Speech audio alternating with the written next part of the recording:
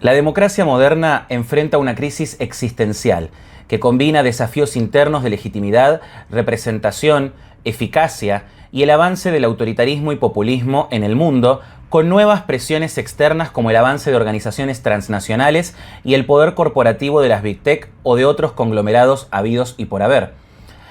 A pesar de que las instituciones formales se mantienen, cada vez más personas sienten que el sistema se ha debilitado, incapaz de expresar sus intereses o de resolver problemas estructurales. Este debate que queremos hacer el día de hoy en Gallos de Pelea se centra en una pregunta urgente. ¿La democracia sigue siendo el mejor marco posible para la organización política o la necesidad de consenso la ha convertido en un ancla fuerte para las exigencias de orden, progreso y velocidad del mundo entero?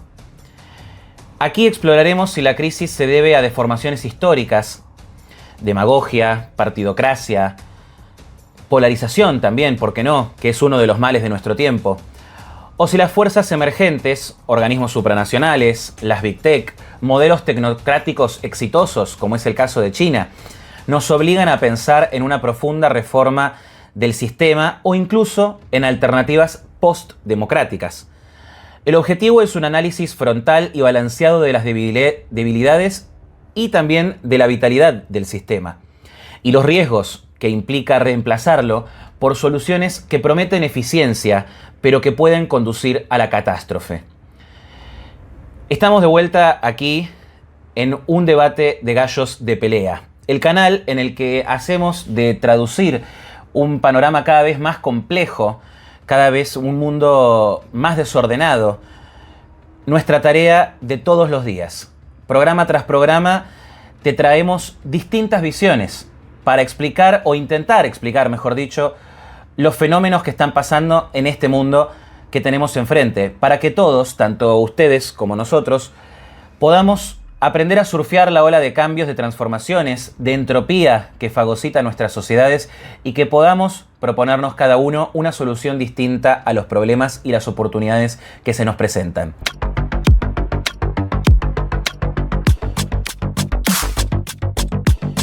Este debate lo conduzco yo, Agustín Valetti, pero me acompaña el co-creador y co-conductor que me invitó a ser parte de este hermoso proyecto, Gabriel Sarti. Bienvenido, Gaby, ¿cómo estás? Agus, ¿cómo andás? Muy contento de estar acá a punto de entrar, creo que en uno de los debates más picantes que nos hemos dado, y eso que hemos hablado de distintas cosas. Así que nada, muy contento porque creo que es el tema, ¿no? O sea, totalmente. Es el tema. Creo que somos cada vez más las personas que por H o por B nos sentimos completamente desafectados con el modo de organización político y social que tenemos hoy en día, ¿no? Que vemos a nuestro alrededor y lo que vemos es en teoría, representantes haciendo cualquier cosa menos que representarnos, ¿no? Representar a la sociedad, con lo cual me parece un mega debate y además más que pertinente. Totalmente, desde gente que es payasesca y que no representa porque directamente no le hace honor a la tarea que tienen que hacer, siendo en un congreso, siendo en una oficina pública y demás, hasta gente con intenciones realmente perversas y personas que entran en el circuito de la corrupción de todo este entramado que es el poder, que es la política, que es inherente de alguna manera a todos los círculos de poder, sean democracias, sean dictaduras. Bueno, de alguna manera lo podemos discutir ahora, pero si te parece, me gustaría que nos hagamos la pregunta, la famosa pregunta central, para ir directo al hueso con eso, y te invito a vos a que quizás empieces esta locución, porque nuestra pregunta que venimos a hacerle a todos ustedes es si la democracia sigue siendo, en el contexto de crisis actuales, del avance de fuerzas postpolíticas de alguna manera, como las Big Tech y un montón de otras corporaciones y lobbies, de los organismos transnacionales, de los autoritarismos, si sigue siendo la mejor forma de organización política o debemos de alguna manera empezar a contemplar un inevitable reemplazo de la democracia y la luz de esperanza si existe una profunda reinvención del sistema. Sí, bueno, hay mucho debate en relación a eso, ¿no? O sea, vivimos, como bien planteaste al inicio, ¿no? Vivimos en una era de crisis, lo hemos hablado acá hasta la saciedad, ¿no?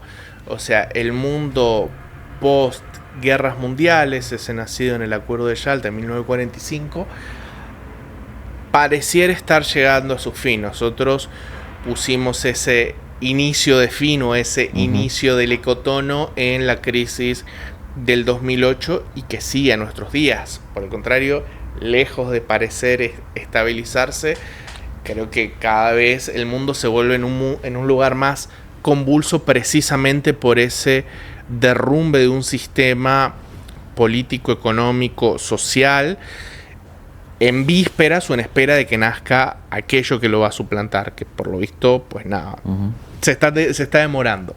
No, y además, como siempre, son procesos caóticos. En medio de esa crisis,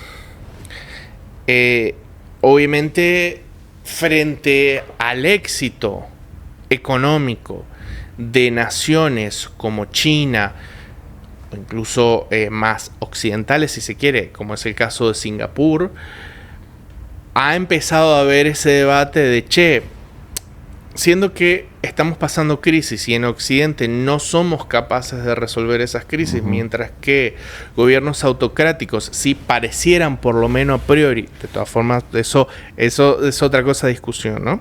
Pero parecieran estar siendo capaces de prosperar en medio de esto, o por lo menos de sortear mejor este contexto.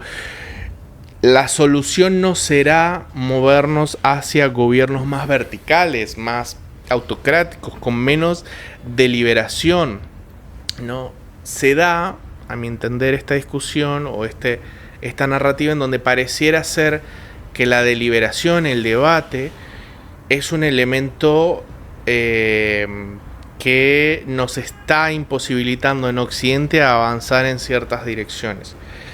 A título personal, me parece que eso es una pregunta falaz, porque yo no sé vos qué opinás, pero para mí no hay mucha deliberación en Occidente. O sea, si vos ves cómo funcionan los parlamentos, hay pujas de poder, pero no hay deliberación.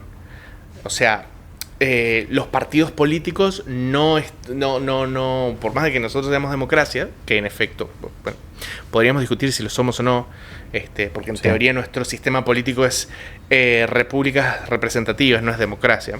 Incluso lo dicen todas las constituciones, que esas son repúblicas representativas, no democracia. Vos ves los parlamentos y, por ejemplo, en el argentino, se presenta una ley.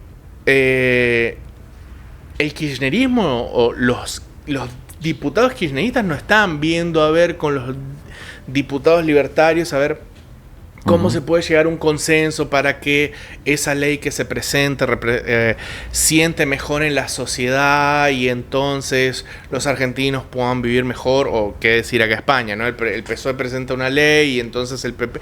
Eso no pasa. Lo que hay es insultos, chicanas y a ver quién puede ganar un poquito más de voto, a ver quién puede mejorar su imagen. Entonces, la noción de que la deliberación es algo que nos está frenando, me parece que, insisto, es falaz, porque yo no veo mucha deliberación en nuestra sociedad. Hay debate fuera de la política, pero no en la política. Lo que hay en la política es competencia de fuerza, pero no deliberación. Entonces, yo arrancaría por ahí. O sea, esa discusión que vos decís de viendo China, viendo Singapur, y viendo otros modelos autocráticos, ¿no será eso el futuro? No sé. Creo que esa discusión es una discusión falaz, me parece a mí. Pero bueno, tal vez te lo llevé por otro lado. No, pero me parece bien, porque para mí este debate lo hemos discutido bastante. De hecho, cuando nosotros siempre armamos nuestro dossier, nos armamos todo para el debate, para estar informados y demás. Y discutimos mucho sobre las miradas, porque dijimos, debatir sobre democracia es un tema muy complejo, muy campo abierto para muchas cuestiones de las falencias que tiene la democracia, estructurales, cuestiones que son más actuales. cuestiones que son más, no son futuristas porque ya están sucediendo, pero son situaciones que capaz se profundizaron en el último tiempo, cuando hablábamos, por ejemplo, de las Big Tech, de los organismos transnacionales que ya existían, pero el avance también en los últimos años ha sido muy grande sobre las democracias nacionales, porque ese es el tema, y ahí tendríamos que empezar capaz partiendo desde la base. Nosotros conocemos, Occidente conoce un modelo de repúblicas y de democracia heredado de Grecia y de Roma, en primera base, que después es profundizado y es pulido en Francia, en Inglaterra, en Estados Unidos y demás, pero que arranca, su base originaria arranca más de 2000 años atrás. Entonces yo creo que ahí hay una base interesante, porque nosotros, por ejemplo, ¿por qué se supone que nuestros países son repúblicas, la división de poderes y demás?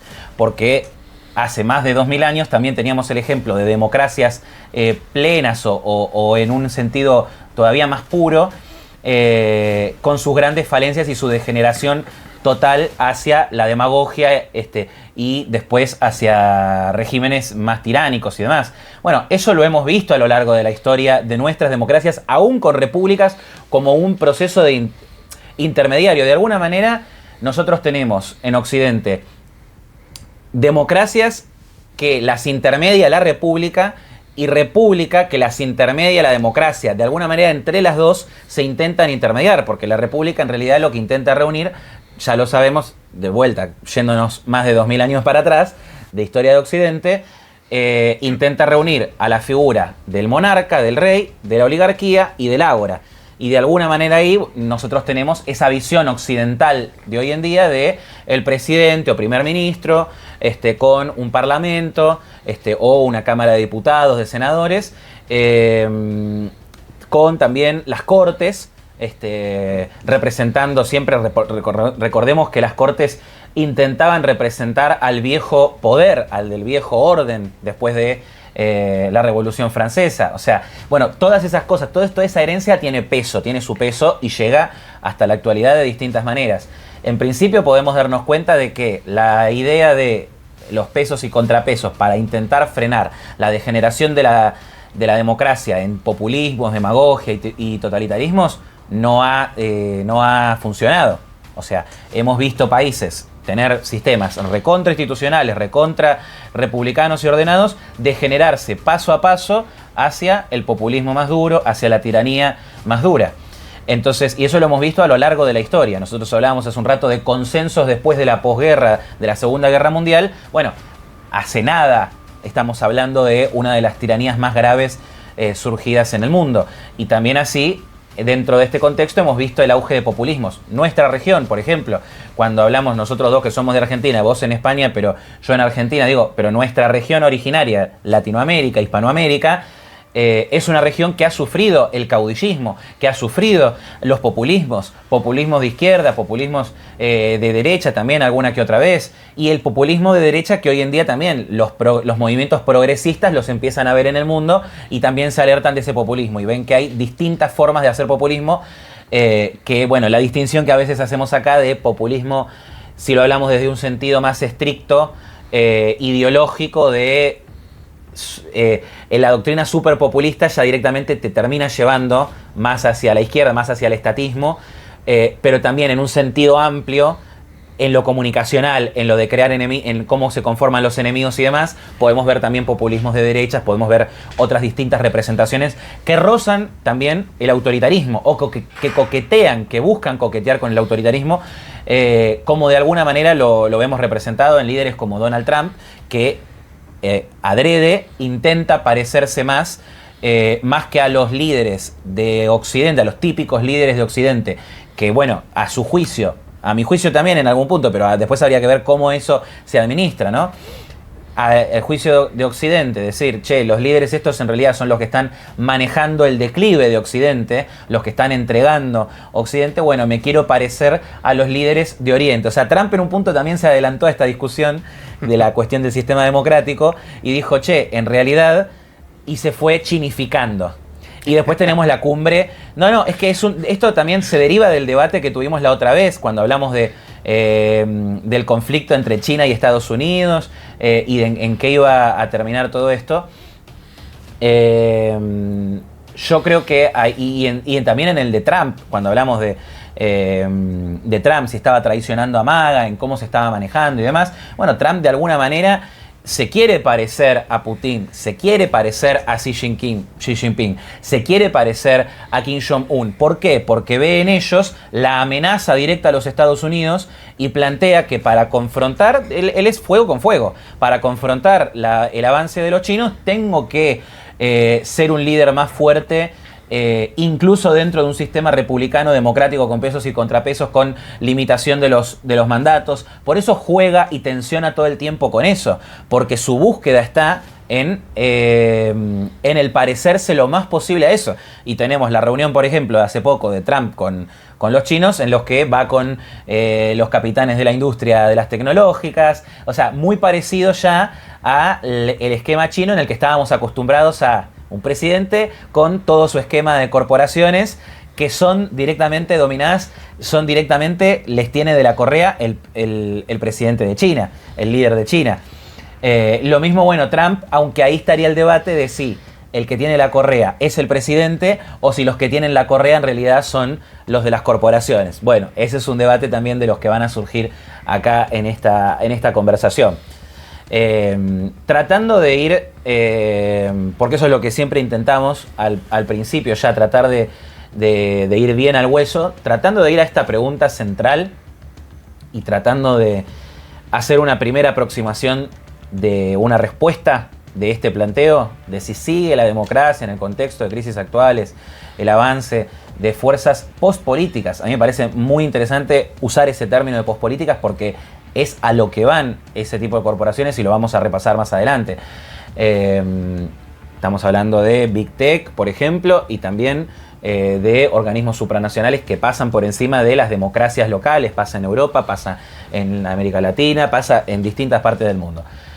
Si sigue siendo una forma de organización, si está pudiendo frenar el avance de estas fuerzas que están por fuera, se supone, del sistema democrático, que tendrían que participar como cualquier hijo de vecino, pero que de alguna manera terminan teniendo un poder de influencia, de lobby, de presión por sobre los gobiernos o los gobernantes o los representantes elegidos por el pueblo, a los que el pueblo se supone que les da el mandato, que terminan torciendo la voluntad. O sea, hay una voluntad del pueblo, hay una voluntad de la gente, pero de repente aparecen otras fuerzas e intentan impedir o intentan sobrepasar esa voluntad. ¿Está la voluntad? Bueno, sí, pero está la voluntad primero del poder, y un poder que directamente busca su influencia, ya no intentando convencer, sino directamente intentando controlar lo mejor posible los discursos, controlar las agendas, controlar las acciones de gobierno también de alguna manera. Ya se está avanzando también en eso. Entonces,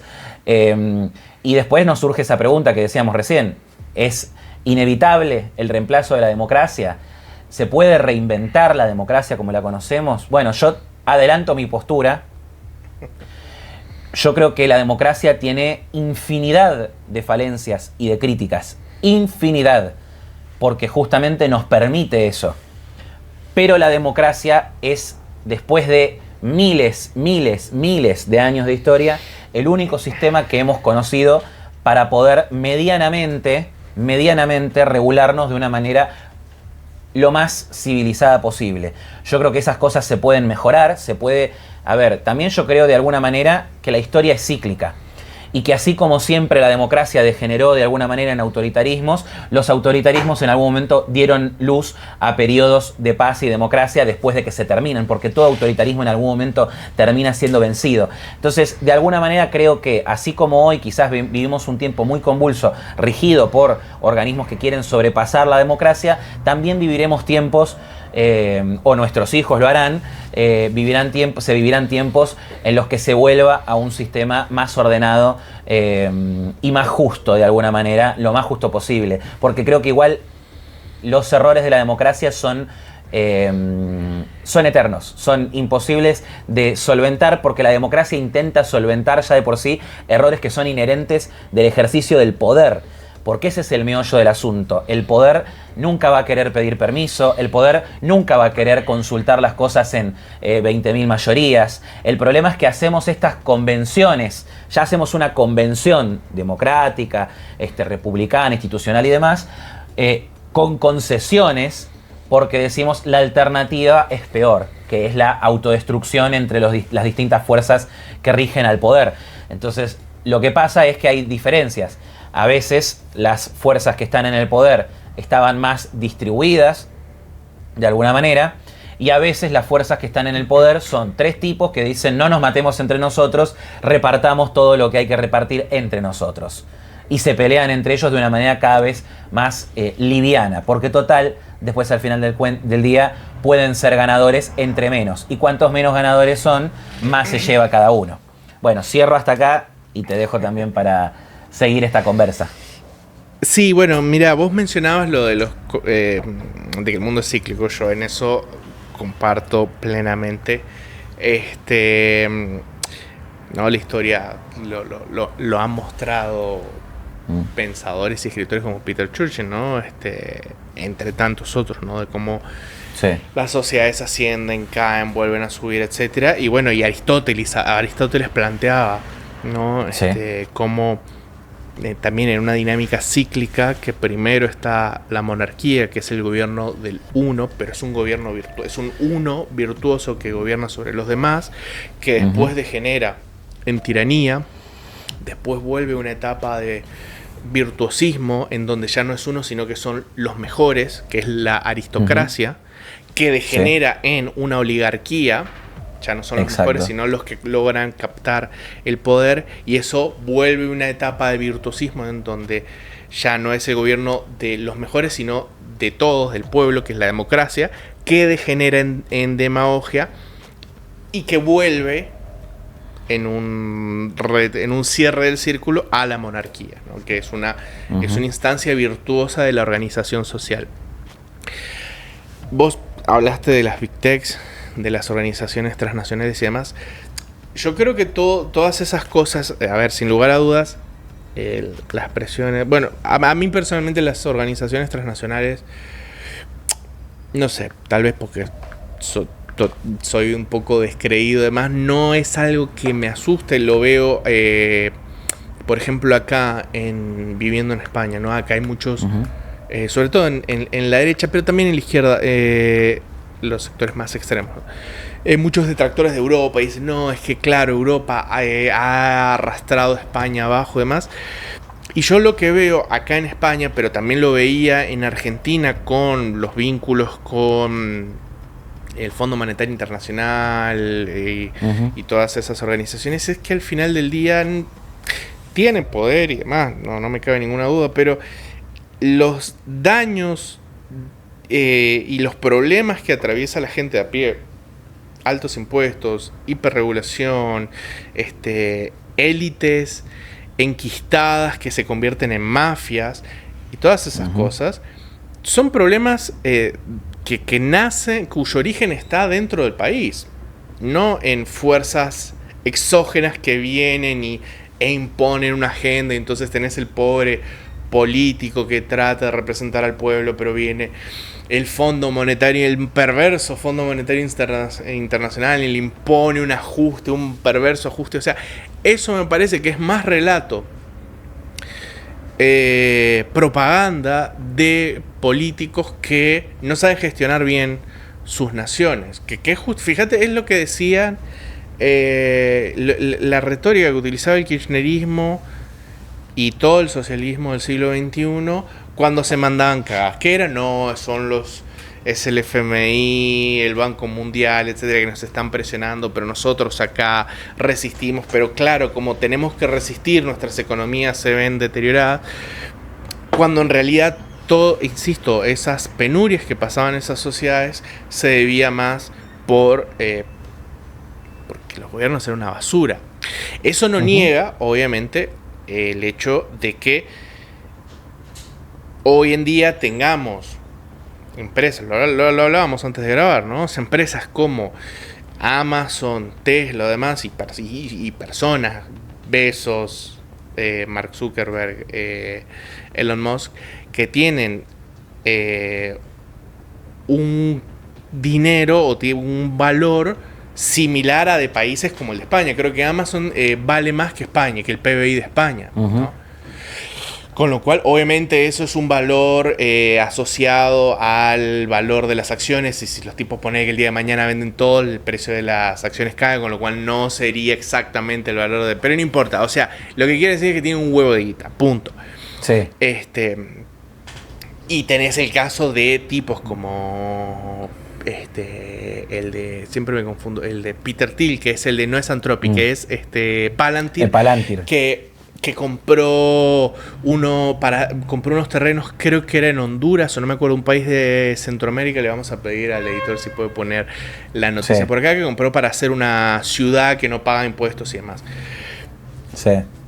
Con lo cual es indiscutible el hecho de que hay personas con mucho poder capaces de influenciar la toma de decisiones. Eso es indiscutible. Pero me sigue pareciendo, a mi entender, que el problema está en cómo está estructurado la forma de organización social y sobre todo la forma en la cual nosotros elegimos a quienes son, digamos, las élites políticas, ¿no? Quienes son los que gobiernan.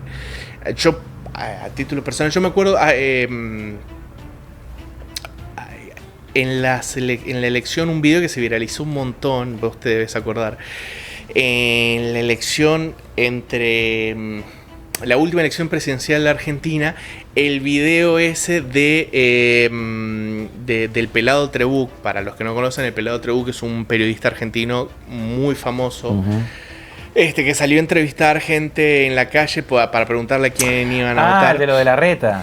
El de lo de la reta, ¿no? Les habían dado una gaseosa y entonces el pelado y todos... Había un puntero, un dirigente político en la zona que seguramente lo estaban siguiendo al periodista. Entonces, cuando se bajó a hacer la entrevista, le repartió gaseosas para que todos digan: yo voy a votar un candidato, a Horacio Rodríguez Larreta, ¿no? ¿A quién vas a votar? A Larreta, el pelado. A Larreta. A Larreta. ¿A quién vas a votar? Y a Larreta. Bien, ¿y vos a quién vas a votar?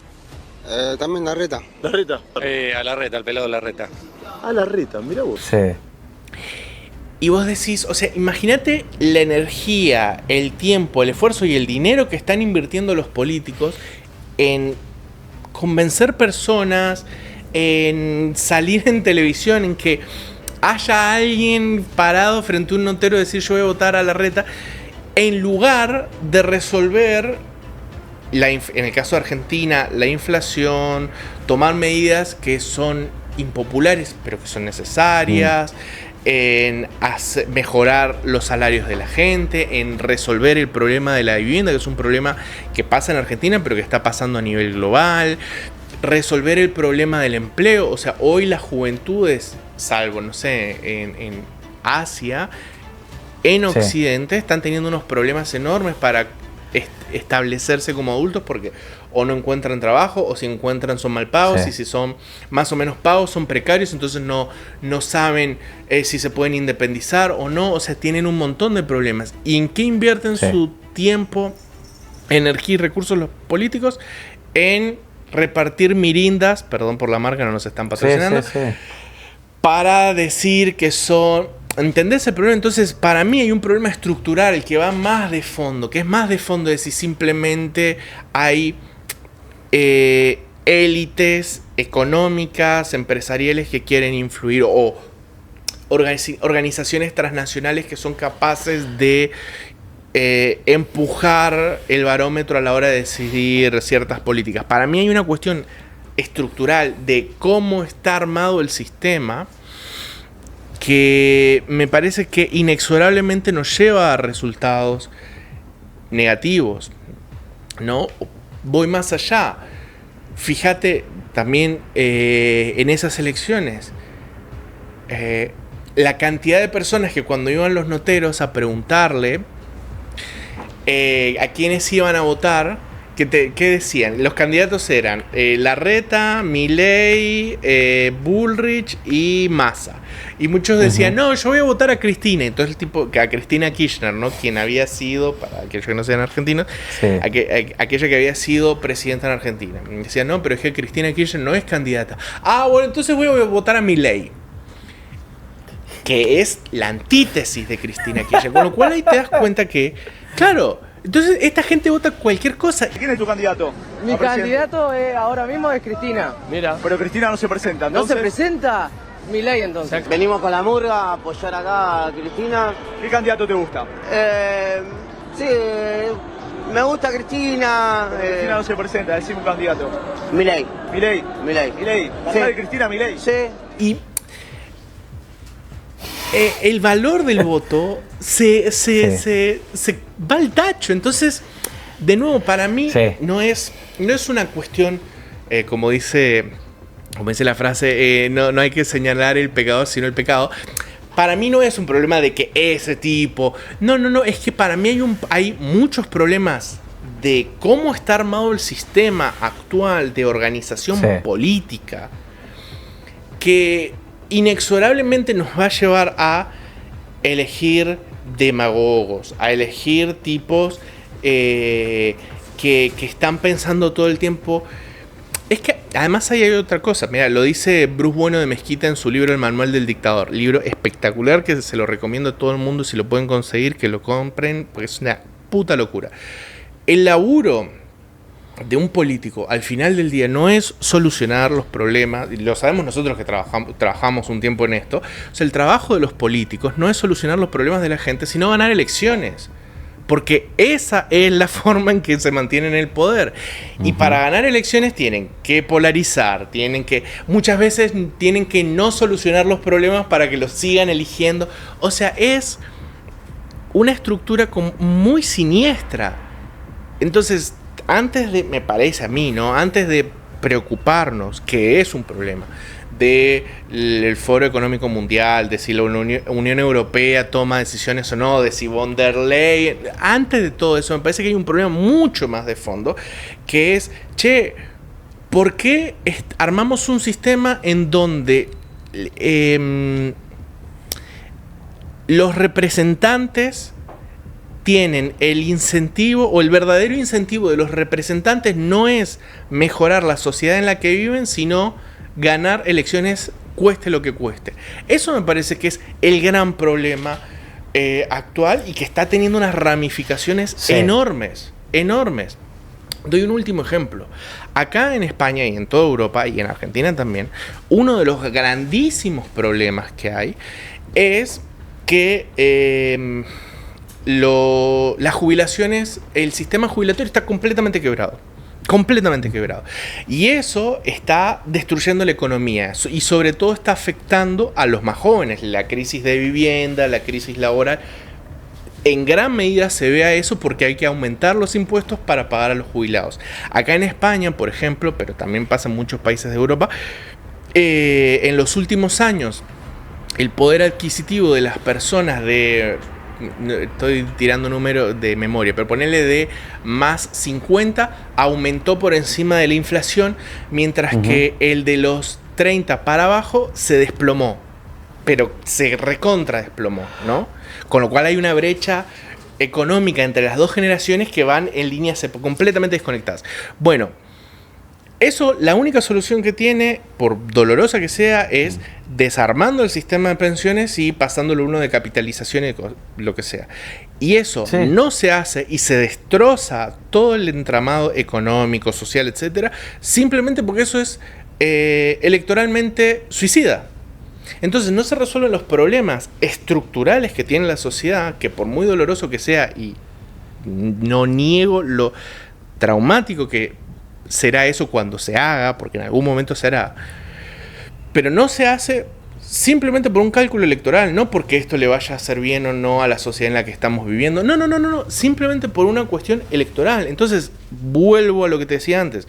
Para mí, lo que llamamos democracia, que es en realidad una república representativa, está armado de una manera que incentiva prácticas viciosas, que son estas que estoy mencionando. Entonces, qué sé yo, la Unión Europea, el Foro Económico Mundial y demás, sí, es un problema, pero es que antes tenemos un quilombazo acá. Ese es mi punto y esa es mi postura. Banco mucho ese final, pero tengo algunos puntos que me parecieron interesantes para nombrar del tema de esto, de las distintas cosas que fuiste hablando. Lo primero es esto justo con lo que cerrás, el tema de los entes internacionales. Yo comparto con vos el desprecio por la retórica del fracasado, que no le salen bien las cosas, entonces debe ser culpa de los cipayos, del FMI, el mundo entero está organizado en contra mía y por eso entonces fracaso constantemente. Soy un inútil porque todos los demás están haciéndome la vida imposible y nunca existe la posibilidad de ser una versión superadora. Entonces yo comparto eso. Y comparto que claramente el socialismo del siglo XXI, el populismo en general, pero el populismo de izquierda que hemos visto a principios de siglo, utilizó muchísimo de esa retórica, sobre todo centralizado en el FMI, en la Marine Coach, en todo lo que tiene que ver con entes económicos. Pero el problema de base es desde dónde lo centraba esa crítica. Ellos lo centraban desde la postura de el FMI me quiere decir que tengo que hacer las cosas más normales, que tengo que acomodar mis presupuestos. Eso está mal, no me dejan ser. Yo tengo ganas de gastar el dinero hasta el paraíso y empomar a la gente poniéndoles más impuestos y hacer más deuda. ¿Y por qué no me dan más deuda? ¿Y por qué tengo que recurrir al FMI? Nadie más cree en mí. ¿Por qué no creen en mí? Me quieren ir en contra mí. Entonces toda esa retórica es una retórica victimista. Por eso también fue muy favorecida en un momento en el que la gente estaba hecha mierda por crisis sociales y políticas también que se dieron en nuestro continente, sobre todo en Latinoamérica, pero en el mundo en general, y que favorecieron discursos de esa índole. Ahora, creo que la crítica superadora al FMI, a todas las organizaciones surgidas de Bretton Woods, a todo lo que surgió en el consenso mundial de la posguerra, al famoso nuevo orden mundial que vivimos de la era contemporánea, de lo que algunos historiadores también le llaman la era espacial y que podría empezar ahí después en el inicio de la Guerra Fría, digamos, básicamente. Bueno, es la crítica superadora de decir, che, mirá hasta qué punto han jodido el sistema, se ha devaluado la moneda a nivel mundial, se ha devaluado el oro, se ha devaluado el euro, se ha perdido el poder de capacidad de ahorro de las familias. Eso creo que es una crítica superadora de decir, che, estos entes que a lo único que han servido es para terminar de centralizar a nivel mundial o empezar a centralizar cada vez más a nivel mundial la banca central, que también es un invento que surge después de mucho tiempo. Antes estaban las bancas privadas compitiendo entre sí, con también sus problemas en su forma de organización, obviamente, ¿no? Pero sabemos también los problemas que ha generado la banca central, sabemos también los problemas que ha generado la pérdida del patrón oro y pasar al patrón dólar. Todo eso también es complicidad y es parte de estos organismos. Y estos organismos lo han hecho en una forma de decir, bueno, vamos a intentar ayudar más a las regiones más débiles y demás. Y lo único que terminaron fomentando es la usura, a fin de cuentas. Terminaron fomentando el vivir de la deuda, de la deuda, de la deuda de los países más pobres que encima no hacen las cosas bien. O sea, hay una parte de culpa dentro del organismo, dentro del FMI, dentro de los organismos internacionales, y también hay una parte de culpa de las naciones. Pero corrámonos del tema económico también por un momento. La OMS también es un organismo, que si hablamos en organismos internacionales, es un organismo que ha sido parte central y cómplice de lo último que hemos visto en avance de autoritarismos, de pérdida de libertades, de cercenamiento de derechos constitucionales en la última pandemia global que llevó a la OMS a recomendar y prácticamente enforzar en los distintos países el confinamiento obligatorio, y se vio ahí un experimento de escala global de gobiernos que estaban aplicando las mismas políticas al mismo tiempo en todos lugares al mismo tiempo. Ya antes, ya lo veníamos viendo con movimientos pequeñitos del progresismo, que también tiene su pata en estos organismos internacionales, que de pronto todos los países de a poco iban discutiendo. Ah, bueno, este discute el feminismo, el otro también, leyes de feminismo, leyes de aborto, leyes de transexualismo, leyes de... se va moviendo la aguja, y viene la droga, y viene la eutanasia, y toda la agendita fue cayendo año tras año, también con conveniencias de lo que el poder de turno a veces requería. Sobre todo en un país como el nuestro, como Argentina. En Argentina siempre todos los debates que tenían que ver con estas temáticas sociales tan complejas, generalmente venían cuando los gobiernos estaban en aprietos y tenían que encontrar de alguna manera una cortina de humo para distraer a la población y que se pongan todos a discutir de si está bien una cosa, la otra o demás. Entonces, eso también yo creo que lo consideraría uno de los problemas, el hecho de cómo los organismos internacionales, independientemente ya de la cuestión económica, influyen desde su poder de lobby, desde los pactos que hay con distintas naciones. Nosotros en Argentina tenemos supremacía constitucional, o sea, tienen la validez de la Constitución, organismos y tratados internacionales. Y eso ha generado un montón de problemas a nivel interno. Y eso se ha hecho en un momento con la visión de vamos a lograr que no exista más dictadura, violaciones de los derechos humanos, de los delitos de lesa humanidad, bla, bla, bla, bla, bla. Y eso no pasa. Tenemos lugares como Formosa, donde se violan los derechos todos los días, donde hay un monarca, un señor feudal que tiene a la gente como se le canta, y lo hace supuestamente dentro de una democracia. Pero uno se pone a mirar la letra chica y se da cuenta cómo se compran votos. Bueno, un montón de las falencias que tiene y que después nos vamos a ir metiendo dentro del sistema democrático. Pero digo, creo que también, a fin de cuentas, estos entes internacionales terminaron sirviendo más para, de alguna manera, interferir e impulsar las agendas que le convienen y también encubrir lo que no iban a hacer nada, ¿no? Nadie hace nada por Formosa. Ninguno de nuestros tratados internacionales ha servido para eso. Ahora sí sirven los tratados internacionales para la defensa de el aborto, para cuando tienen que hacer la ley del aborto, para cuando tienen que plantear esto, aquello y demás. Entonces digo, creo que ahí también hay un entramado muy complicado y también el famoso follow the money. Sigamos el dinero, sigamos viendo de dónde viene el dinero y que viene de esta organización. Y esta organización le viene dinero de la Open Society Foundation y viene de estos corporativos de acá y el lobby de acá y que George Soros y que la Marincoche. Bueno, eso lo vemos mundialmente en distintos fenómenos sociales y políticos que hemos visto en el último tiempo.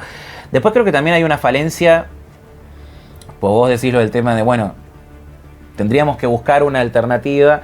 Y generalmente, bueno, también la seguidilla, para mí es eso lo que yo me estaba refiriendo cuando vos empezaste a hablar de Aristóteles e hiciste la correcta sucesión de eventos según lo plantea Aristóteles.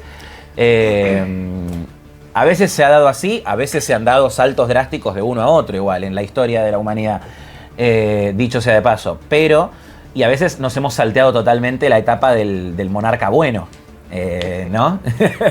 Pero justamente sí. Hablando del monarca bueno, pensemos en nuestra actualidad donde existe una monarquía con poder del monarca realmente y que lo pueda bien ejercer. Hoy en día las monarquías constitucionales que existen en el mundo son otro ejemplo más de democracias fallidas, porque las monarquías constitucionales del mundo tienen todavía muchísimo poder, el parlamento y el primer ministro cada vez más. Sobre todo, bueno, en España, donde son un rol recontra decorativo, en Reino Unido también siguen siendo un rol decorativo. Un rol diplomático importante tienen en algún momento, pero terminan siendo más, y por eso la gente se empieza a discutir cada vez más el tema de, bueno, ¿para qué les pagamos?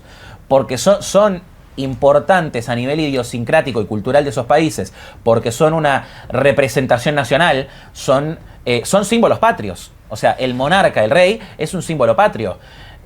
Para esos países. Y está perfecto. El tema es, después, ¿eso es funcional a lo que hace al sistema político? No tiene necesariamente que ver con el sistema político.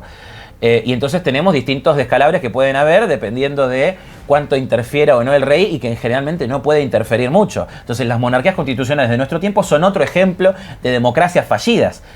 Tendríamos que remontarnos, en realidad, si quisiéramos ver eso, a dos ejemplos virtuosos. o a una monarquía que restringe constitucionalmente para no tener un monarca absoluto, pero que el monarca sea el poder centralizado sin tener que tener un parlamento para deliberar 20.000 veces las cosas y que pueda avanzar más rápidamente en lo que son las agendas y los planteos de la sociedad,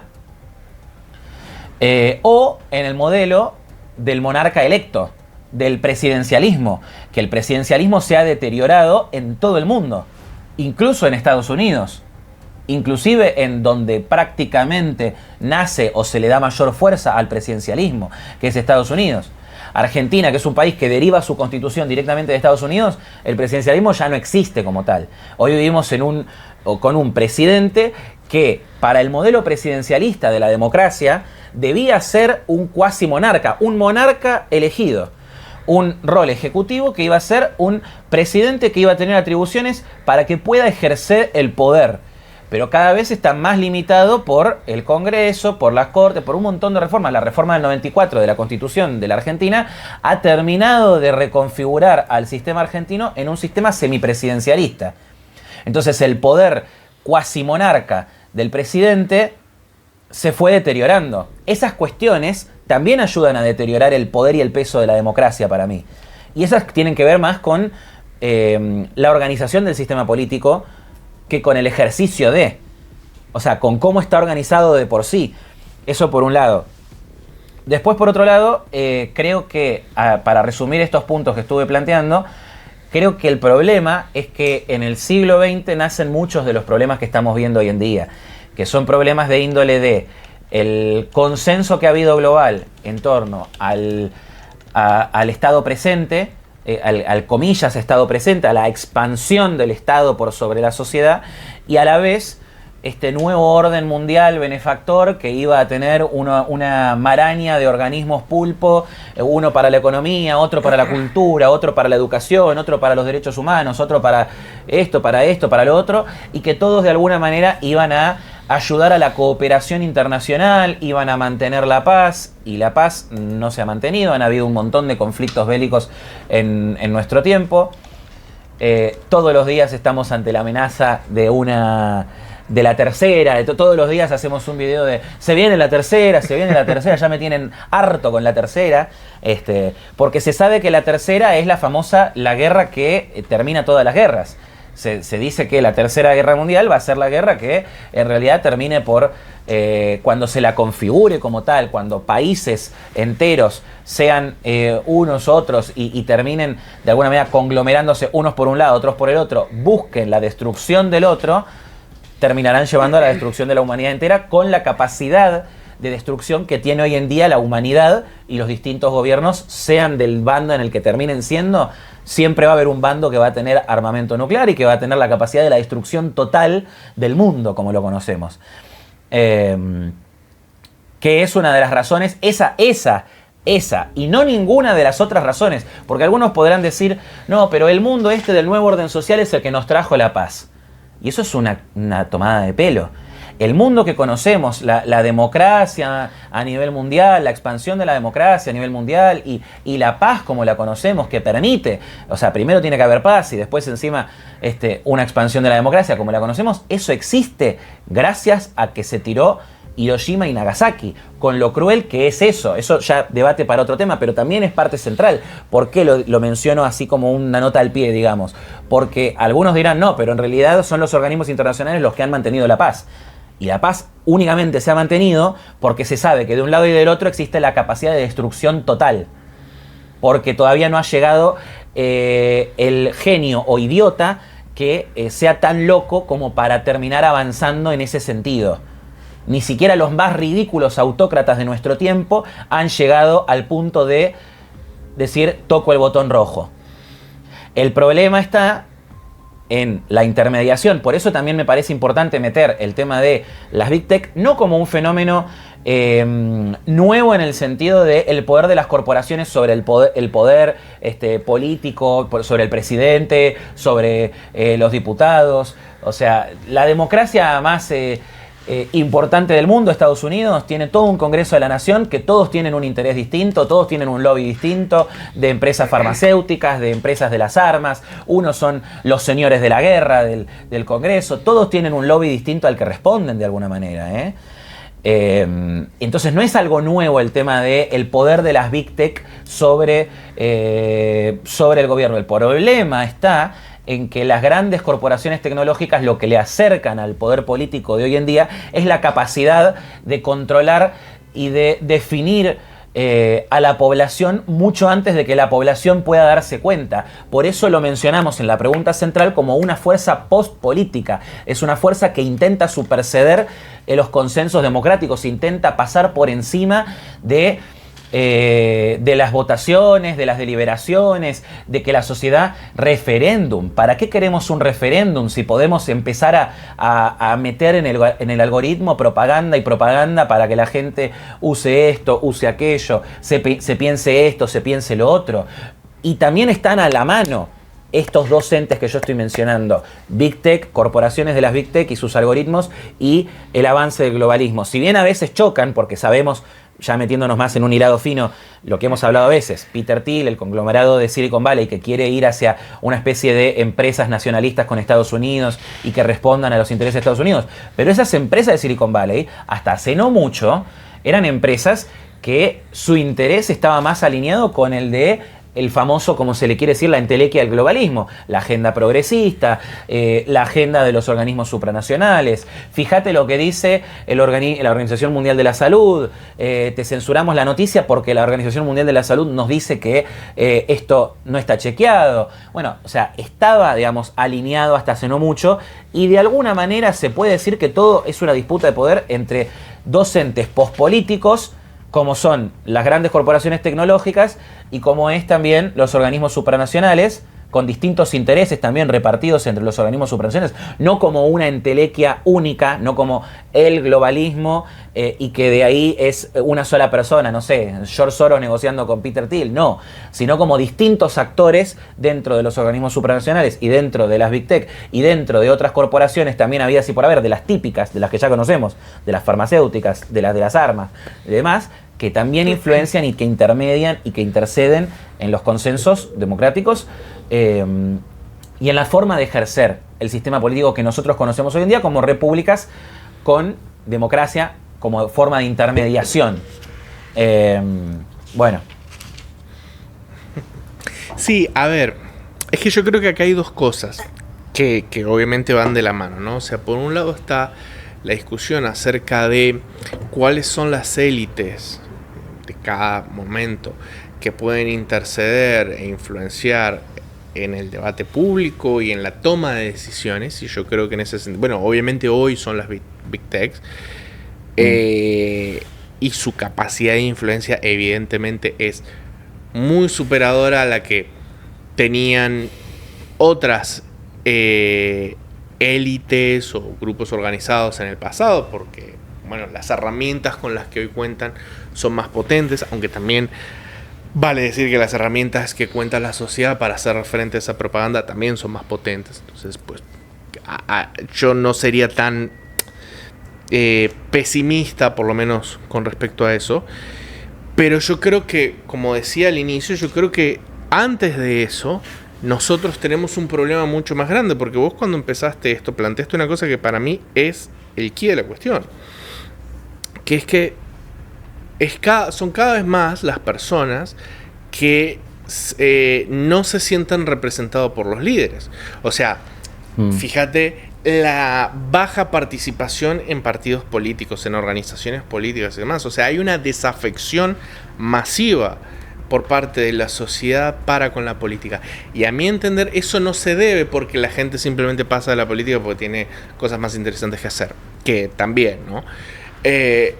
Sino que porque siente, y creo que no sin razón, que la capacidad de influir e intervenir en la toma de decisiones es nula. Yo te pongo un ejemplo acá. Acá no sé bien cuál fue el procedimiento, pero en las elecciones en las que asumió Pedro Sánchez, creo que fue en la segunda que hizo, Él dijo que bajo ningún punto de vista él iba a pactar con Podemos, que lo votaran a él todos los socialistas, porque él bajo ningún punto de vista iba a pactar con ellos. Incluso, para los que no saben, Podemos era, lo que pasa es que ya han desaparecido en todo el mapa político de España, era el partido de extrema izquierda, muy popular en su momento, ¿no? Bien, yo sería presidente del gobierno y tengo que reconocerle que sería un presidente del gobierno que no dormiría por la noche, junto con el 95% de los ciudadanos de este país que tampoco se sentirían tranquilos, incluso votantes de Unidas Podemos. Por eso no acepté esa propuesta que me hizo el señor Iglesias. Bueno, pero porque te hago una pequeña pausa con eso, sí, Gaby, pero lo que pasa ahí es que el tipo no solo traicionó lo que dijo, sino que chupó la base electoral de Podemos. ¿Por qué? Porque se radicalizó también el propio Pedro Sánchez. O sea, se radicalizó la forma en la que se manejaba el PSOE también. Hubo un poco de eso también, pero bueno, esto es una discusión más de fondo. Mucha gente de Podemos se ha ido a Vox, ojo al piojo, porque las bases obreras que en un también momento apoyaron a Podemos, ahora se han ido al otro extremo, porque en última instancia el identificador es la polarización, ¿no? No es tanto si es de izquierda o derecha, sino que es o de extrema izquierda o de extrema derecha, pero que son extremos. Pero bueno, no importa. Y además Vox ha virado hacia un discurso más obrerista. Pero bueno, a lo que iba es que Pedro Sánchez dijo, y esta frase, sí, que él no dormiría tranquilo sabiendo que Podemos estaba en el poder. 3 doritos después de que él ganó las elecciones, de que pasaron las elecciones, él fue y pactó con Podemos. Claro. ¿Y qué capacidad tenían los votantes de Pedro Sánchez para castigarlo por esa decisión? Nada, esperar 4 años y si acaso no votarlo. Entonces, la realidad, vos hablabas de que, o mencionabas de que mucha gente ve que, por ejemplo, con Trump, que la corte lo limita o en Argentina, en el caso, ¿cómo se llama? La nueva constitución del 94, eso limita a Milei en la toma de decisiones y demás. A Milei o cualquiera, ¿no? O a cualquiera, ¿no? Ahora bien, ¿qué capacidad tenemos nosotros los ciudadanos? Ponerle que nosotros fuéramos votantes del PSOE, del Partido Socialista Obrero Español, y hubiésemos votado a Pedro Sánchez confiando en que él no iba y de repente nos caga. ¿Qué tenemos ¿qué podemos hacer para castigarlo a él? Nada. La realidad es que no tenemos ninguna, los ciudadanos, nosotros, quien sea, no tenemos ninguna capacidad de intervenir e influir en la toma de decisiones. Y en ese sentido, a mí me parece que precisamente porque tenemos un sistema electoral, y yo, ya hablando a canción quitado, para mí el problema, la raíz del problema es que los políticos eligen a través de las elecciones del voto popular, y yo ahora voy a desglosar cuál es lo que para mí sería la solución.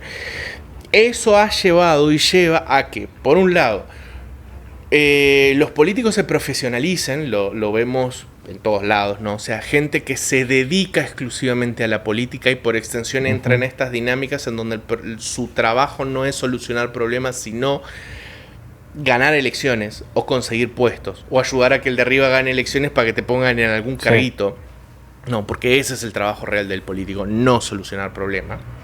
Y por extensión, por eso se gastan fortunas en asesores, agencias de marketing, equipos enteros de comunicación, think tanks y demás, no para solucionar los problemas, sino para ganar elecciones, porque, insisto, el trabajo de los políticos no es solucionar los problemas, sino ganar elecciones, y eso para mí es un problema macro enorme que nadie está tratando, y eso da lugar a que los políticos sean políticos profesionales que vivan de eso. Entonces, y por extensión, al volverse políticos profesionales se convierten en una casta separada del resto de la ciudadanía que vive en una realidad paralela, que no es la nuestra. Sí.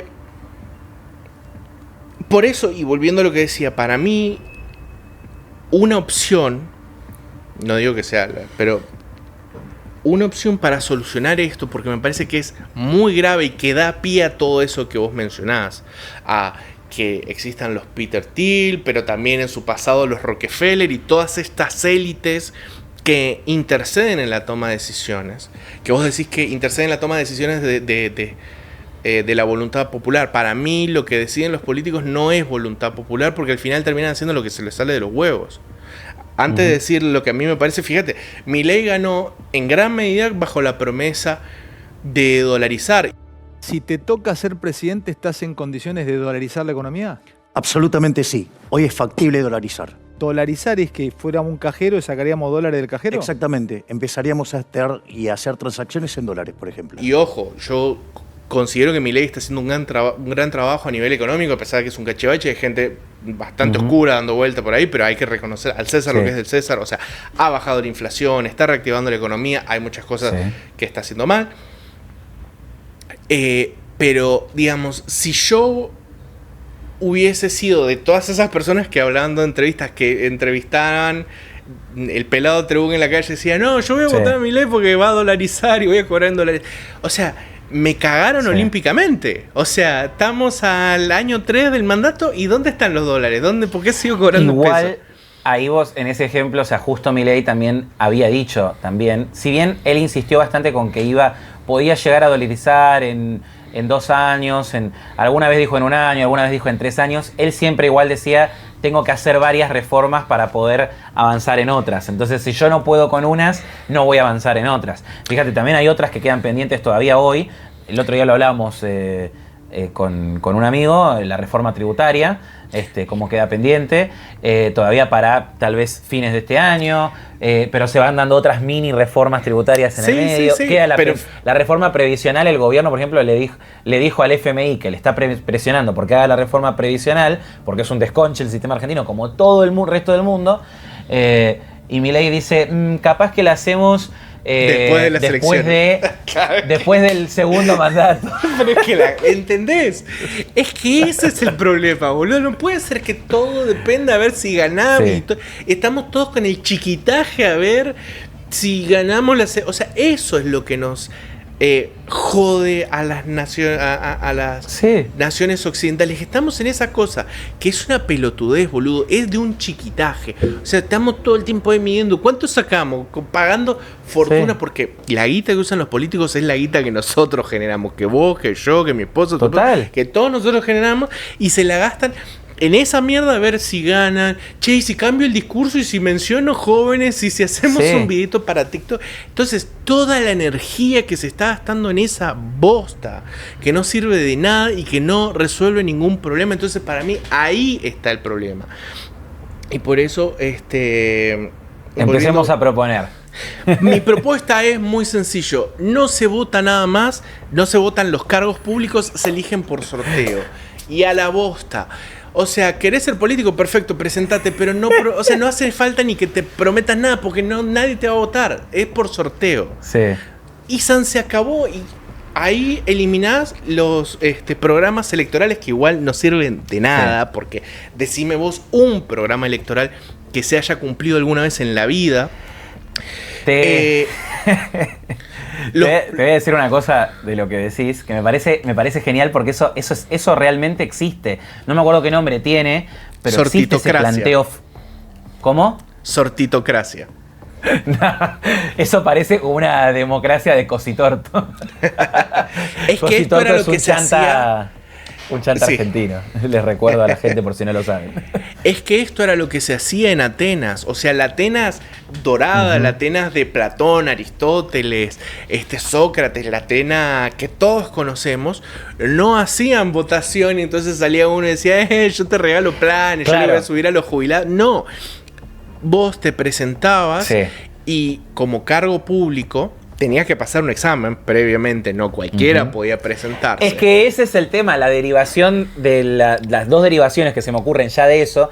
Primera es una negativa y una positiva. La negativa es, así como existe el embarazo de urnas, la compra de votos y no sé cuántas cosas, ¿quién te dice que no pueden amañarse entre los que organizan el sistema electoral para embarazar el coso del bolillero para que aparezcan varios y termina saliendo el que, bueno, eso también se puede, o sea, mecanismos para la chantada siempre van a haber, pero digo, incluso, y lo otro positivo, en lo positivo es que cuando vos decís, che, el sorteo puede ser abierto para todos los que se quieran postular, no sé qué, ahí tenés miedo, porque se presenta capaz el tachero con el que hablaste y dijo hay que matarlos a todos, y capaz que le toca a ese. Claro, pero ¿sabes cuál es la diferencia? Y ahí, y yo te tomo algo, porque lo iba a decir por algo positivo, no por algo negativo, digo, eso lo que hace es que cuando puede ganar cualquiera, o incluso si lo limitás a los que se presentan, digo, cuando puede ganar cualquiera, tenés más miedo quién puede tocar. Entonces le pones más límites. Entonces pones más requisitos, examen, como vos decís, para una idoneidad para el cargo, le pones más requisitos y le pones también más límites al ejercicio de su poder. No puede venir el tipo y decir, hoy gané, entonces los voy a matar a todos. Tipo, tiene más límites su poder porque el pueblo tiene más miedo que toque un lunático. No, y además hay una cuestión, o sea, si cualquiera puede... Porque la realidad es que hoy, si vos y yo quisiéramos presentarnos para, no sé, vos para presidente de Argentina, no lo podés hacer. La realidad es que no lo podés hacer porque para ganar una elección necesitas campaña, necesitas equipo, recorrer el país. Lo dice Alconada Mon, un periodista argentino muy prestigioso de investigación, que para hacer una campaña presidencial se necesita creo que $1 millón, una cosa así. O sea, decime es una exageración, pero bueno. Bueno, es lo que decía él, pero bueno, decime es vos... que en términos, eso está desactualizado porque la tecnología ha permitido que hoy en día se hagan campañas con mucho menos peso. ¿A dónde? Es verdad. Milei casi no recorrió el país. Hay provincias que lo votaron más del 60% y no las había pisado jamás. Jamás las había pisado. Eso es una realidad, pero convengamos que Milei hizo un trabajo de años de estar recorriendo estudios y demás que, si bien eso asumamos que no lo pagó, yo creo genuinamente que lo invitaron a la televisión porque subía los ratings por las nubes, pero eso, o sea, no... Eso es plata al final del día, es tiempo en televisión y demás, que muchos lo pagan, él lo conseguía porque llevaba el rating para arriba, que es lo mismo que le pasó a Donald Trump, dicho sea de paso, pero lo que voy es, si vos el otro día en Sijuro, el otro programa que tiene AUS, que los invito a que lo vean, que está muy bueno, entrevistaste a un tipo en el Congreso que se veía muy sensato. Yo lo escuché, a mí me gustó mucho.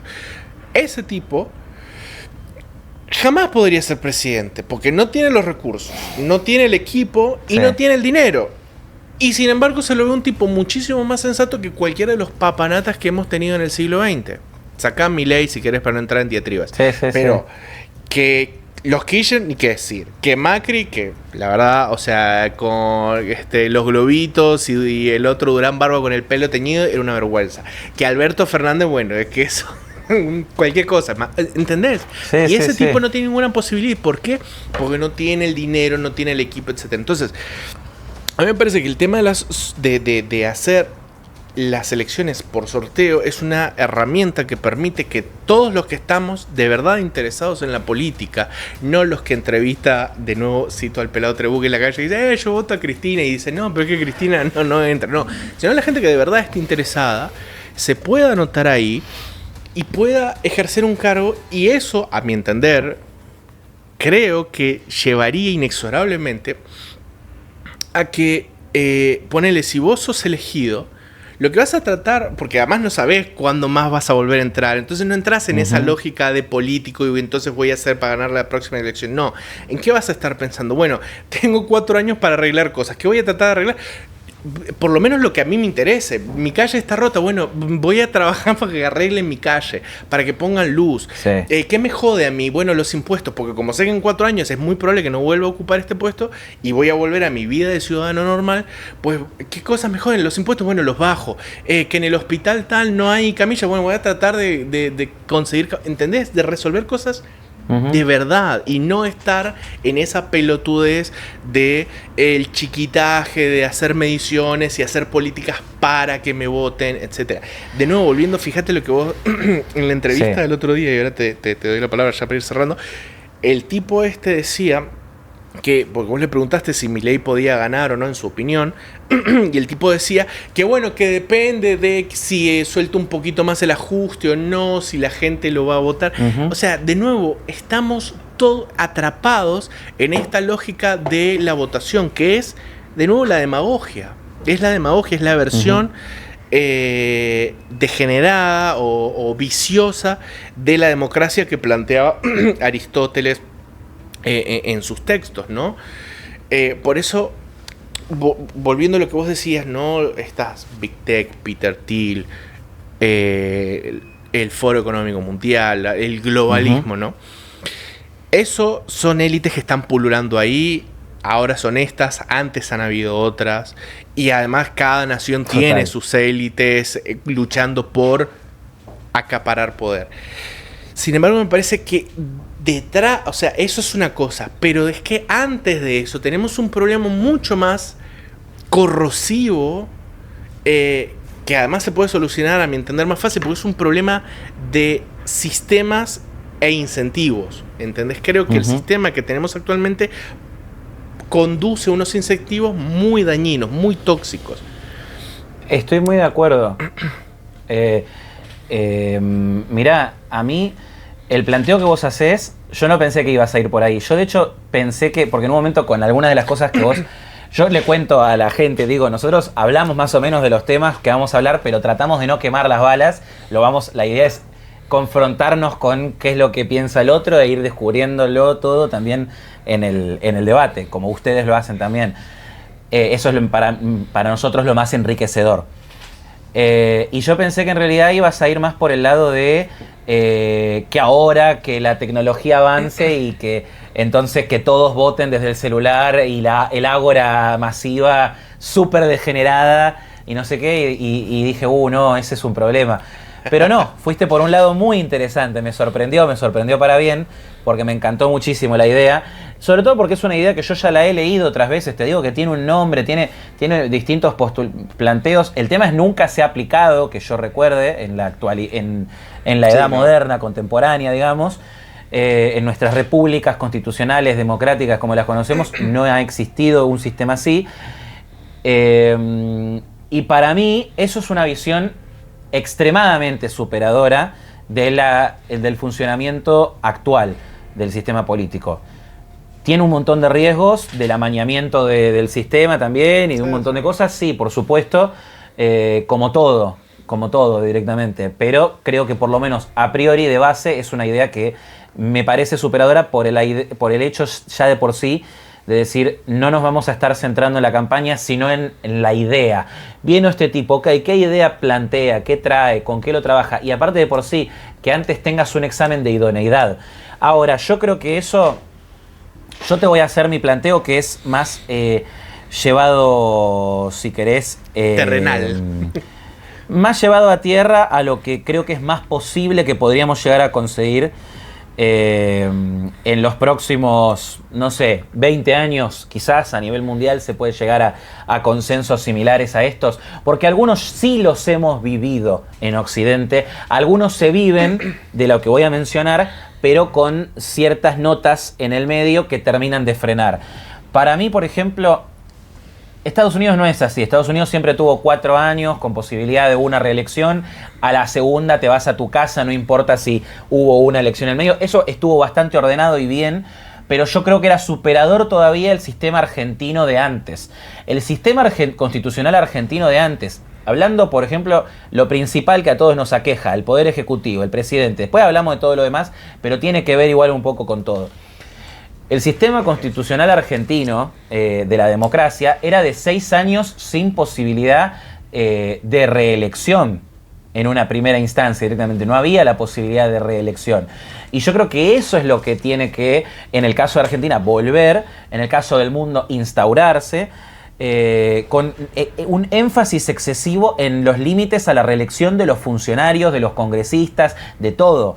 No se puede vivir con un Estado que todo el tiempo depende de que reelija el mismo funcionario para su estabilidad. Fíjate los problemas, como decíamos recién, los problemas que genera, lo hablábamos con el tema de tenemos que hacer la reforma previsional. Ah, no, pero lo vamos a hacer después de la elección, tenemos que especular con eso. Y eso sucede porque todo el tiempo estamos viendo para qué sirven hoy las elecciones de medio término, la de a ver si te reeligen, a ver si te validan de vuelta el contrato que firmaron con vos cuando te eligieron. Y vos decís, así no se puede, porque todo el tiempo podemos vivir una hecatombe, un cataclismo total, porque ahora la gente se despertó y votó así, y otro día votó asá, y otro día votó asú. Y vos decís, loco, así no se puede, necesito un camino de estabilidad. Y que en tal caso, dentro de tanto tiempo, X cantidad de tiempo, se revisa y se puede pegar el volantazo, pero no un volantazo que vos digas, agarramos la nave y estaba yendo para las Bahamas y ahora nos vamos para China. Como que algo un poco más normal. Entonces yo creo que tiene que haber más límites al poder. Lo que pasa es que el poder no quiere ponerse más límites al poder, más límites al poder, más límites a la reelección. Y el tema de los 6 años para mí es ideal, porque el esquema de 4 años es demasiado corto. Antes se lo pensaba como un esquema que iba a favorecer a que la gente pueda tener su elección más pura en el gobierno, pero eso termina siendo, eso es una pavada infantil, el querer tener al gobernante perfecto y tener cada 2 años, 4 años tener que estar votando, porque hemos visto que eso termina gastando un montón de plata. Entran los peores, no los mejores, y termina siendo completamente ineficiente. Tomemos lo que vos decías del examen de idoneidad, que para los cargos públicos, que para ejercer un puto cargo público, te tomen un puto examen de idoneidad. No podés pasar así porque tengo más gomas, porque me comí al presidente del partido, porque me estoy curtiendo, me están dando por todos lados toda la bancada entera, porque, no sé, les caí bien en un medio, porque yo hablaba bonito. No, tiene que haber una idoneidad, tenés que saber ¿Qué es lo que rige al Estado Nacional? ¿Cuáles son las políticas que se están implantando en este momento? Porque si después vos vas a ir a un escenario de debate, si vos vas a querer discutir las políticas del gobierno que está en este momento, tenés que saber a la letra las políticas que está implantando este gobierno en todos los ámbitos que se pongan en un examen de idoneidad para hacer. Tenés que saber cómo se compone el gobierno, cuál es el rol del presidente, del vicepresidente, del ministro de Economía, del Banco Central. No lo podés descubrir mientras ejercés porque hoy esta estupidez del sistema democrático como lo conocemos actualmente favorece a que, pobrecito, es un outsider, lo está descubriendo. O no es un outsider, es del mismo sistema, pero le chupa huevo y dice, si pasa, pasa. Entonces te tira una cosa que es recontra anticonstitucional. Pero si pasa, pasa. Si me dejan y si tengo el favor de estos, me apoyaron más en las urnas y entonces tengo una escribanía automática, como tuvo Cristina Kirchner, cuando tenía la Cámara de Diputados prácticamente pasaba cualquier cosa que ella dijera, entonces si pasa, pasa. Y no importa la mierda si es inconstitucional o no. Entonces, creo que tiene que haber una exigencia desde la base, pero el tema es que tiene que haber una exigencia desde la base para reformas de este tipo. Pero yo creo que son posibles, son asibles, no sé si podemos decir esa palabra, pero digo, están cerca de nuestras manos eso. O sea, lo del bolillero para el sorteo, a mí me encanta la idea y te limita aún más al poder y a toda esta pantomima que hemos visto hasta hoy. Sí, pero también creo que es más arrancar haciendo en un pueblito, en una cosa pequeña. Prueba piloto, sí. El tema es si al poder le interesa hacer esa prueba piloto. Para mí, si vos lo haces, es porque hubo un cambio total de paradigma, que la sociedad tiró la forma en la que se estaban haciendo hasta ahora y exigió sí o sí que se haga eso que vos estás diciendo. El problema es ese. Por eso me parece medianamente lejano. Ahora, es revolucionario en tal caso, como para decirlo de una manera. Tu planteo es más revolucionario, el mío es más es reformista, es desde una reforma interna del sistema, que es más posible, creo, en el tiempo decir, bueno, no funcionó los 4 años de mierda con reelección, con las elecciones de medio término así, todo así, no funcionó. Volvamos a los 6 años sin posibilidad de reelección. Milei es presidente, bárbaro, felicidades, a su casa. No existe el Milei 2, no existe la Cristina 2, ni aunque le pongan en el medio a otro, que venga otro, que venga otra persona, favorece a la renovación del sistema político. Vos sos el que está formándose para militar, para también querés prepararte, porque está bueno el ejercicio de formarse para la política. No está mal el rol del político profesional. El problema es el político profesional electoralista. El político profesional que está construido para la maquinaria electoral, para un sistema electoralista, para un sistema de publicidad, para un sistema de caer bien, para un gran hermano. A fin de cuentas, me cae mejor lo voy a votar, Cristina, y si no, Milei. No, porque a Macri no, porque no me gusta, no sé qué. Pero ¿y sus ideas? ¿Qué, te importan las ideas de Milei o de Cristina si querés votar dos cosas que son completamente antagónicas? O sea, después podemos discutir los temas de la lucha contra la casta y si Milei después tiene kirchneristas adentro, pero esos kirchneristas adentro terminan respondiendo, después lo podemos discutir, pero terminan respondiendo en grosso modo a las ideas que se votaron. Entonces, centrémonos en las ideas, y para centrarnos en las ideas creo que tenemos que pasar a un esquema así: 6 años y a tu casa, más límites a la reelección en general en lo que es el Congreso. El colegio electoral, una cosa que no había mencionado hasta ahora, pero ahora lo vuelvo hacia eso, y el examen de idoneidad. Colegio electoral es clave, porque si no, las elecciones te las termina definiendo el distrito que tiene más votos.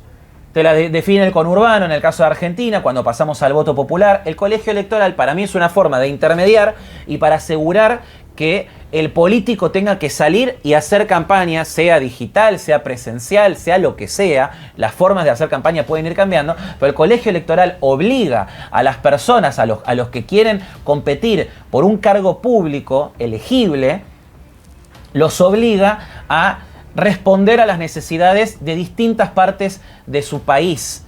Para mí eso es una cosa que sí funciona, que sí está bien, que en Estados Unidos vos tenés un montón de distritos que pueden ser que los famosos swing states, que van de un lado, que van para el otro, que son pendulares, otros que capaz son más fijos porque la población está hoy así, pero de repente la población agarra y también vota con los pies y se te va, California se va prendiendo fuego y la gente se va. Y hay un éxodo de gente de California a otro lugar, o las empresas se van. Ganó Mamdani, bárbaro, le quiere aplicar impuestos a los ricos. Bueno, nos vamos a Ohio, nos vamos a no sé dónde. Favorece económicamente, socialmente y políticamente el colegio electoral al ejercicio de la pretensión de federalismo, que es también el ejercicio de decir quiero acercarme lo más posible a las necesidades de las distintas regiones habidas y por haber en una nación. De vuelta, creo que son cuestiones de sentido común. Lo que pasa es que lo hemos perdido hace mucho tiempo por la búsqueda justamente de lo que era más popular, de lo más demagógico. Vamos a hacer que sea la votación popular y que todos votemos, todos podemos elegir. Sí, pero papi, pero esa votación popular termina siendo después que el conglomerado más cerrado es el que termina definiendo todo. Y para mí eso no funciona, no es así. Y así estamos. Sí, yo solo para cerrar simplemente decirte que coincido. Yo creo que lo de las reelecciones, o por lo menos en el caso de Argentina, el tema de pasar los 6 años, porque en Argentina es una elección atrás de otra, o sea, tenés la presidencial y después pero como Estados Unidos, o sea.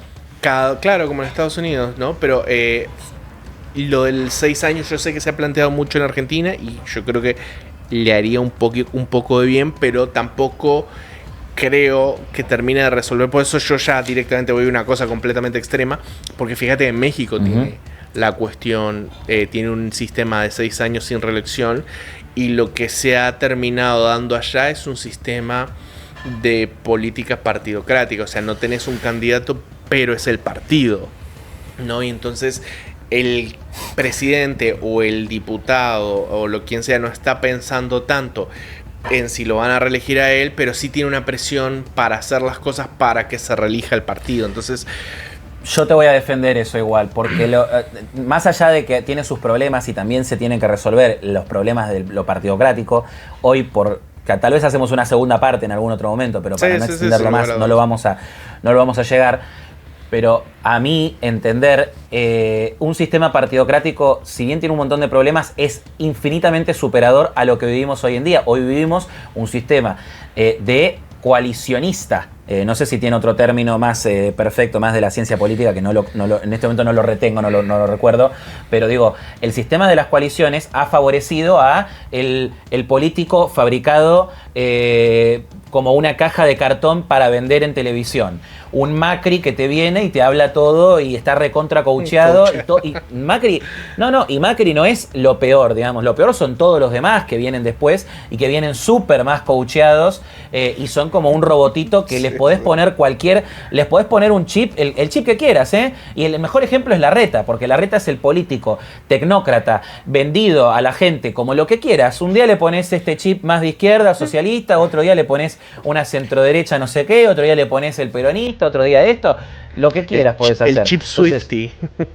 El chip Swiftie, sí. Sí, obvio que soy Swiftie. Además escucho en el auto la canción con mi hija Selena, que es fanática. Las sé casi todas. Sé que Taylor le escribió algunas canciones a Harry Styles. Así que bueno, vamos a fondo, vamos a los Swifties. Bueno, y déjenme acá en los comentarios las canciones favoritas de Taylor, así armamos una playlist. Entonces digo, en realidad para mí, en los partidos, cuando vos tenías una democracia de partidos, era mucho más representativa porque aparte discutías ideas, programas políticos. Vos eras el radical que tenía este programa político. Vos eras el peronista con este programa político. Vos eras el izquierdista con este programa político. No eras, somos de Cambiemos. Hay unos que son un poquito más de centro-izquierda, otros de más centro-derecha. Algunos tiramos para acá, otros tiramos para allá, pero intentamos amalgamar posiciones porque lo que nos importa es que estos otros no lleguen al poder. Entonces se terminan juntando como, bueno, nos vamos a juntar entre tres amigos que más o menos nos llevamos bien porque por el odio al otro, por el rechazo al otro, favorece dinámicas de dicotomías, que también son demagogia, de dicotomías ya ni siquiera en lo programático, sino quizás en estilos, en formas. Justamente el gran debate de Argentina era, no, porque no nos gustan las formas de Cristina. ¿Pero te gusta el programa? Ah, sí, hay cosas que sí. Y estaban Elisa Carrió, que le había planteado la Zahuache y un montón de los programas que había hecho el kirchnerismo. Eran programas o planteos o leyes que los bancaba la coalición cívica, que los bancaban los radicales. Entonces decís, che, pero ¿cuál era la diferencia? Y ahí se rompe un consenso en 2019, cuando empieza a aparecer una opción política que le decía, che, no son muy distintos. O sea, porque están aplicando las mismas políticas, solo que uno lo hace con mejores modales e intentando insertarse en el mundo. Pero a fin de cuentas los programas no los estamos discutiendo a fondo. Y ahí llega después Milei, porque cuando vuelve a ganar el pasado, pero gana el pasado con este esquema político electoralista que había traído Cambiemos. Cuando gana Alberto Fernández, era el político más coacheado y la cosa más armada y más dulce para hablarle a la gente, como había armado Macri y Cambiemos en Argentina. Y después gana Milei, un tipo que rompe con todo y que dice, no, vienen haciendo las mismas cosas, se reparten entre uno y el otro. Entonces, ese es el meollo de la cuestión. Que la democracia no permita la existencia de bolsas de gatos. Hoy la democracia, como la conocemos, tenemos, por un lado, eso que vos dijiste, tenemos o la partidocracia o la bolsa de gatos. Y yo, entre la bolsa de gatos, que no sabemos qué va a tener en el medio, entre la fábrica de cajas de perfume, todas igualitas una a la otra, a ver cuál queda mejor en el mercado, yo me quedo con la partidocracia, que tenemos programas políticos, que tenemos discusiones dentro de los partidos, que tenemos una búsqueda de los partidos de ir a conquistar a la ciudadanía y también el blanqueamiento de, bueno, yo banco a tal partido o tal otro partido. No, yo banco una entelequia que no sabemos qué es. Bueno, creo que hay, pero bueno, lo dejamos también para seguirlo. Quedará para una parte 2, si algún día empezamos a hacer las partes 2 de todas las cosas. Pará, fuimos haciendo parte 2, ¿eh? ¿Hicimos una parte 2 de algo? Creo que todavía no. No, creo que fue mi imaginación. No, pero vamos a hacer las partes 2 de la revolución digital, de lo de China y Estados Unidos, lo del feminismo, y bueno, y evidentemente amerita una parte 2, así que totalmente. Deseo los honores después de pues ya vamos y 27 para cerrarlo. Dale. Si querés. No, bueno, la verdad que me encantó el debate, la conversación que tuvimos hoy.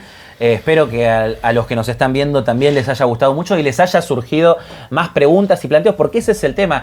Si nosotros nos planteamos que nosotros queremos seguir, para ir al meollo de nuestra pregunta central que teníamos ahora, si nosotros nos planteamos que nosotros queremos seguir con el sistema democrático, no nos podemos plantear que siga como está.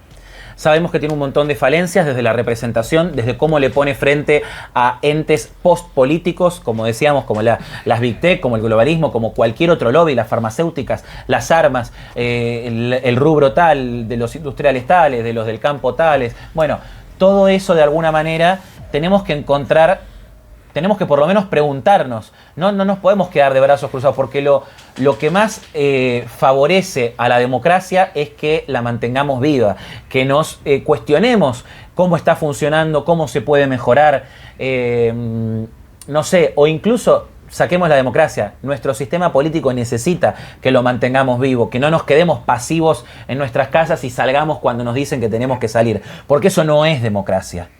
Eso es, salimos cuando nos dicen, ahora hay que votar, qué paja, tengo que salir. No. Hay que ser participativos, hay que ser activos y hay que pensar estas cosas. Por eso traemos acá desde Gallos de Pelea que tratamos de adelantarnos a las situaciones de nuestro tiempo y también tratar cosas que son coyunturales. No nos adelantamos necesariamente al futuro, pero sí tratamos temas que están aquejando a nuestra sociedad. Nosotros hablamos, un interregno, un mundo entre dos reinos que tiene una crisis total desde el 2008. Quizás si queremos marcar un punto medio haciéndonos los historiadores, los historiógrafos,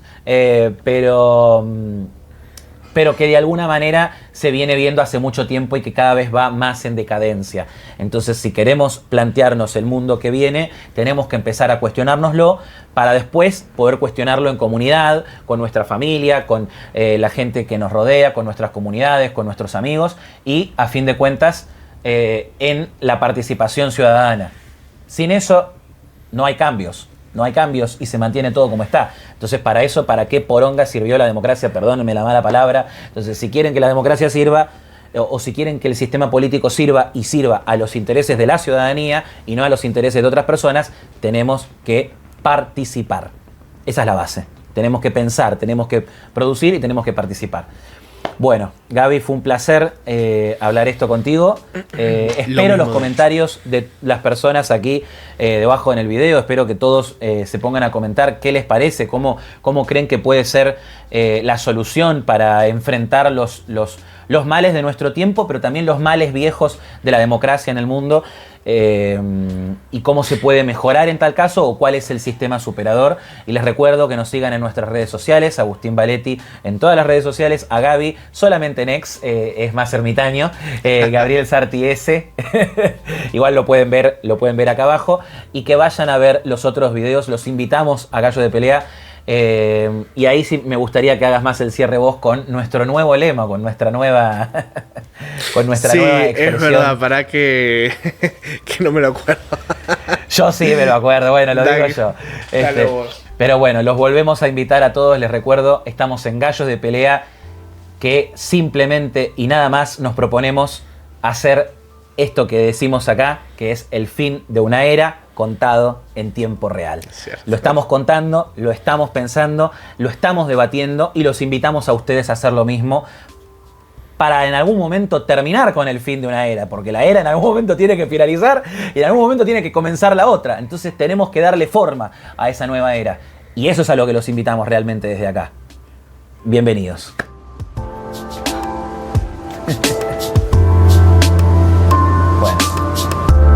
Si te gustó este video, suscríbete y comenta qué videos te gustaría que hagamos próximamente.